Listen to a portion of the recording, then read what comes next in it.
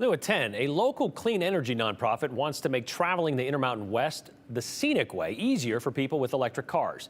The nonprofit is working with Idaho and neighboring states on a network of charging stations it says will increase access to the region's most unique spots, all while helping the environment. Abby Davis looked into this project, and Abby, it kicked off this fall. Brian, nearly a dozen states are involved. In Idaho, the Treasure Valley Clean Cities Coalition heads up the effort. If EVs are the way we're going to kind of go and have them around and things like that, we should be able to have it to where we can, navigate wherever we need to.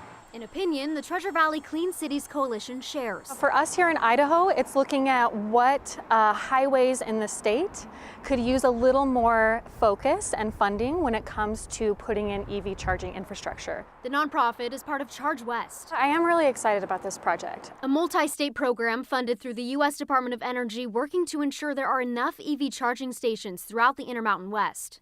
Treasure Valley Coalition Executive Director Randy Watkins is helping Idaho build out its infrastructure. We have many highways in our state that there's quite an expansive distance between one community and another. And we'll work with the state and with neighboring states to try to be intentional about where those stations are placed. Watkins says they want to create a comprehensive charging network. I think it's great. To help people with electric cars enjoy everything the region has to offer, including scenic byways. We'll be opening up the ability to use those corridors and to get to places like Yellowstone National Park with vehicles that maybe don't have such a long range or maybe used electric vehicles. Watkins says the project will also help protect gems of the gem state. By being able to keep the air clean, by using electric vehicles in these areas, we're just preserving that natural environment for the long term. And that means a lot to me as someone who's grown up here. The federal government gave Charge West $1.5 million to work with states over the next 3 years.